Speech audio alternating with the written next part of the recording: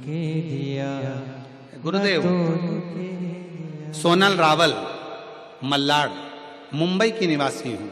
कहीं बैठी हो हाथ हिला सकती हैं? मैं सोनल रावल, मल्लाड, मुंबई की निवासी हूँ। मेरा मोबाइल नंबर ये है। कहीं बैठी हो तो हाथ हिला सकती हैं और आ सकती हैं। गुरुदेव, 2023 से कथा सुन रही हूँ। एक लोटे जल का मेरे जीवन में जो चमत्कार किया उसे शब्दों में व्यक्त करना कठिन है। मेरे पतिदेव की तबीयत 2025 में अत्यंत खराब हो गई। उनकी बाईं आंख की पलक नीचे की ओर झुक गई। बोलने में परेशानी होने लगी।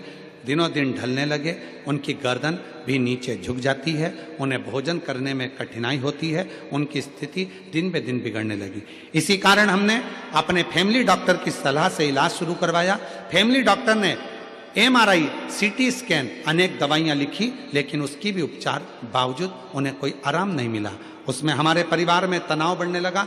बीमारी के कारण वो ऑफिस भी नहीं जा पा रहे थे। मैं और मेरे बच्चे पूरी तरह हिम्मत हार चुके थे। डॉक्टर ने हमें अन्य डॉक्टरों के पास भेजा और सलाह मंगाई। जब मालूम पड़ा कि इनको एक बीमारी हो गई है जिसका नाम मैस्थीनिया डिसऑर्डर, अर्थात जिसमें नसें पूरी ब्लॉक हो जाती हैं। ये हजारों लाखों लोगों में से किसी एक व्यक्ति को बीमारी होती है। इसमें व्यक्ति की पूरी नसें डैमेज हो जाती हैं, शरीर में गांठें पड़ जाती हैं, शरीर काम नहीं करता और पूरी तरह से शिथिल हो जाता है। डॉक्टर ने तो कह दिया था इसका इलाज ना भारत में है ना विदेश में है। हम लोग घबरा गए। तब आपकी कथा में एक हल्दी वाला प्रयोग बताया था। हमने वो हल्दी वाला प्रयोग प्रतिदिन अस्पताल जाते समय करना शुरू किया। उसका परिणाम यह हुआ कि इलाज के दौरान उनकी रिपोर्ट बहुत अच्छी आने लगी। डॉक्टर भी आश्चर्य कर रह गए कि जबकि बीमारी का प्रमाण स्पष्ट था, फिर भी रिपोर्ट इतनी अच्छी कैसे आ रही है। डॉक्टर ने बताया अब ना तो इनको ऑपरेशन की आवश्यकता है, ना ही हेवी इंजेक्शन की आवश्यकता है। ये अपने आप ठीक होते चले जा रहे हैं। ये शिव की कृपा, ये शंकर की उदारता, ये करुणा। कहीं बैठे हो आ सकते हैं।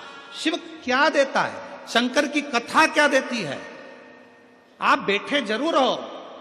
आप जितने लाखों की संख्या में आते हो, हमको चिंता बढ़ती है, टेंशन होता है हमको आपकी भीड़ देखकर। क्यों? हम ये सोचते हैं मेरा बाबा तो बड़ा करुणा सागर है, इतने सारों को बुला लिया, अब इतने सारों को 3 महीने में तुझे देना पड़ेगा और 3 महीने में देना पड़ेगा और अगली कथा में फिर ये पत्र लेकर आ जाएंगे, फिर देना पड़ेगा। तू जैसा जैसा देता और भीड़ बढ़ती चली जाती। वो देता है। कौन आता है कौन बुलाता है महज भ्रम है। सब करता विधाता है। कोई बुलाने वाला नहीं, कोई लेकर आने वाला नहीं। एक सभा होती है तो गाड़ियां और बसें लगाना पड़ती है, तब जाकर लोग आते हैं। यहाँ ना तो किसी को किराया मिलता है, ना किसी को व्यवस्था सही दी जाती है, ना कुछ मिलता है।